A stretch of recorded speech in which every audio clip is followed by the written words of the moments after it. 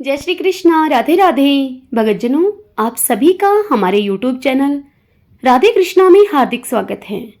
आज मैं आप सबको अनंत चतुर्दशी की व्रत कथा सुनाऊंगी और इसी के साथ आपको बताऊंगी अनंत चतुर्दशी की पूजा किस प्रकार करते हैं, कौन सा मंत्र बोलते हैं, यह सब आपको बताऊंगी।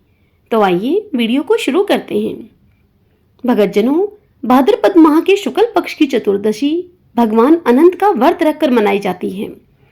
इस व्रत के नाम से लक्षित होता है कि यह दिन उस अंत न होने वाली सृष्टि के कर्ता भगवान विष्णु की भक्ति का दिन है।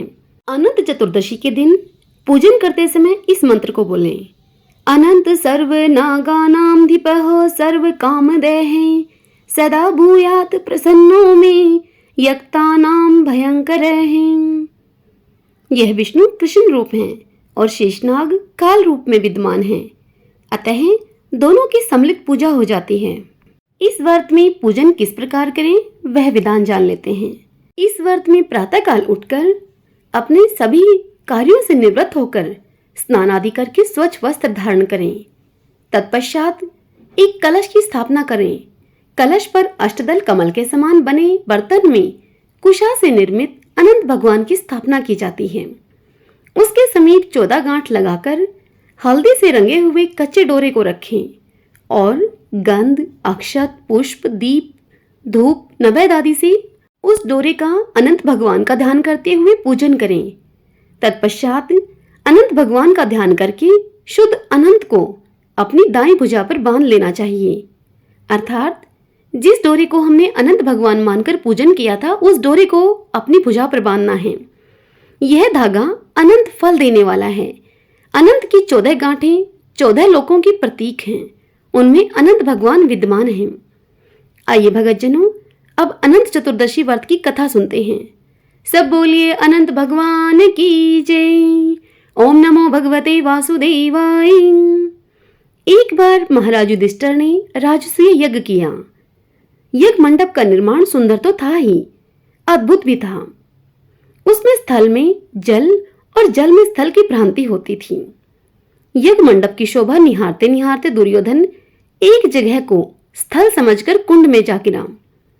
द्रौपदी ने उसका उपहास उड़ाते हुए कहा, अंधे की संतान भी अंधी है। यह बात उसके हृदय में बाण की तरह चुभ गई। उसने कुछ दिनों के बाद इसका बदला लेने के लिए पांडवों को हस्तिनापुर बुलाकर द्रुत क्रीड़ा के द्वारा छल से उन्हें परास्त कर दिया। परास्त होकर पांडवों को 12 वर्ष का वनवास भोगना पड़ा। वन में रहते हुए पांडवों को अनेक प्रकार के कष्टों को सहना पड़ा।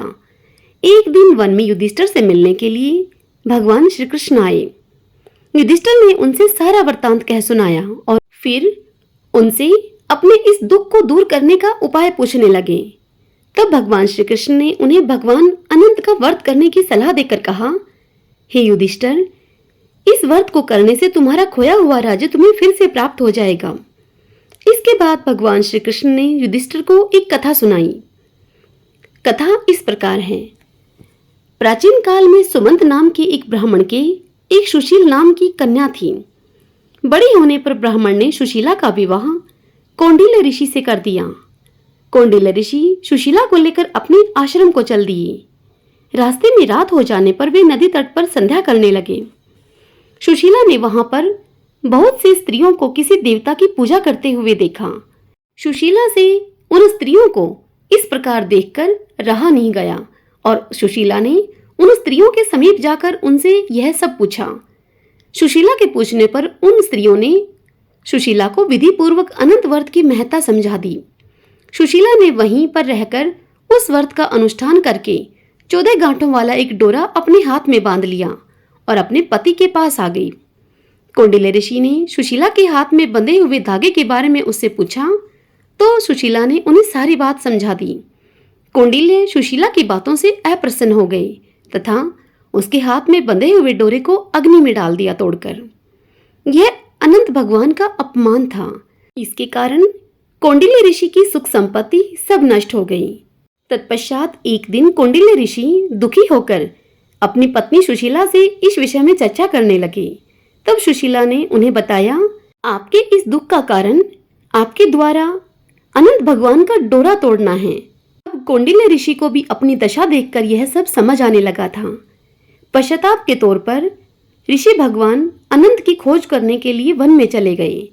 जब वे भटकते भटकते निराश होकर गिर पड़े और बेहोश हो गए, तब अनंत भगवान ने दर्शन देकर उनसे कहा, हे कौंडिन्य, मेरे अपमान के कारण ही तुम्हारे ऊपर यह मुसीबतों का पहाड़ टूटा है।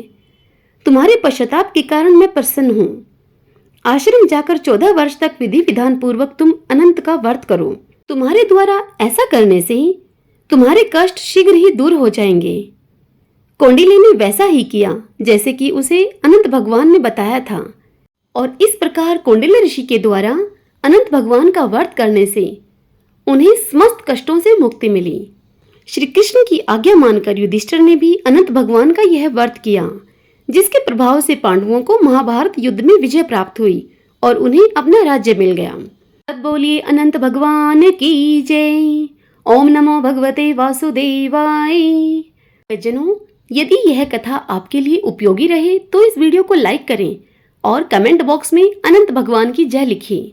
और यदि आप हमारे इस चैनल राधे कृष्णा पर पहली बार आए हैं, मुझे आप पहली बार सुन रहे हैं, तो इस चैनल को आप सब्सक्राइब कर लीजिएगा।